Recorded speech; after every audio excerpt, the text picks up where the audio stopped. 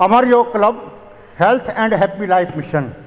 बहुत पुरानी बात है कि एक सम्राट कभी एक सूफी संत को अपने महल में बुलाया करता था। महल में बुलाकर उसका सत्संग ज्ञान सुना करता था।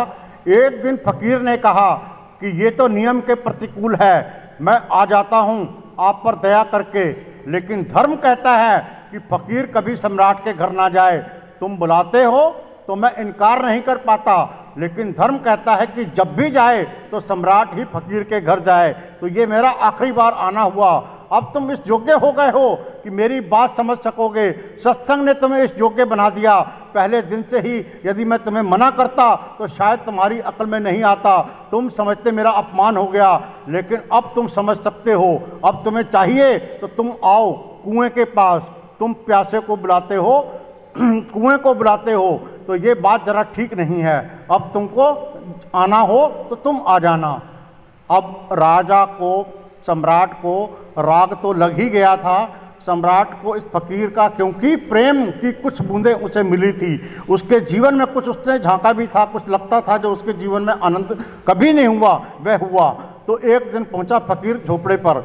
फकीर खेत में काम कर रहा था। उसकी पत्नी ने कहा कि आप बैठ जाएं। वे खेत की मेड़ पर अपने पति की प्रतीक्षा कर रही थी, भोजन लेकर आई थी।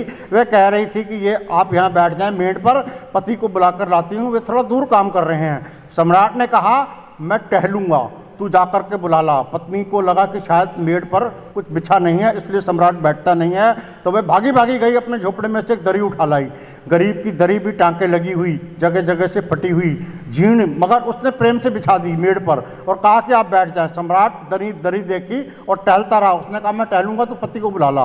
उसने सोचा कि शायद मेड़ पर बैठना सम्राट के योग्य नहीं, तो उसने कहा आप वो झोपड़े के चले और वहाँ खाट पर बैठ जाएं। तो वो फकीर को ले गई अंदर खाट पर। सम्राट को जची नहीं, खाट ही थी गरीब की और झोपड़ा भी था गरीब का। वह फिर बाहर आ गया। उसने कहा मैं टहलूंगा, तो फिक्र मत कर, जाकर पति को बुला ला। पत्नी गई, राह में उसने अपने पति से कहा कि सम्राट कुछ अजीब सा है, मैंने बहुत कहा मेड़ पर बैठ जाओ, नहीं बैठा, दरी पर बिछाई, नहीं बैठा, भीतर ले गई, नहीं बैठा, अपनी खाट पर बैठने को बहुत कहा पर वो नहीं बैठता, वो बैठता ही नहीं है।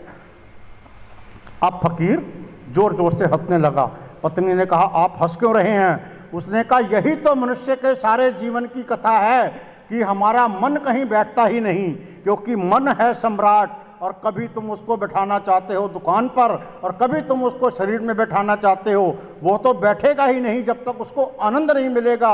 यह सम्राट है, आनंद मिलेगा तो ही बैठेगा, और आनंद मिल जाएगा तो ऐसा बैठ जाएगा कि फिर वो हिलता नहीं है।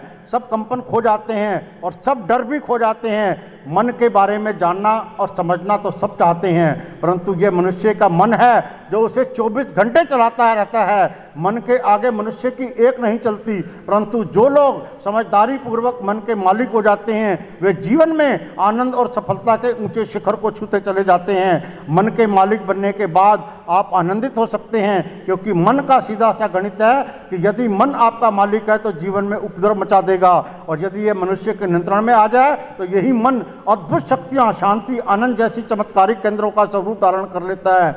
आनंद के बिना जीवन रस विहीन है। परमात्मा आनंद स्वरूप है, उसे बुलाओगे तो वो रस में लिप्त हो जाओगे। उसके बिना सूखे सूखे ही रहोगे, उसके बिना गीत नहीं बजेगा, उसके बिना समाधि नहीं लगेगी, उसके बिना कोई समाधान नहीं है। मन को नियंत्रण में करके जीवन में सुख शांति आनंद को कैसे जीना है, इसकी कल चर्चा करेंगे। तब तक आप अपने स्वास्थ्य का ध्यान रखें।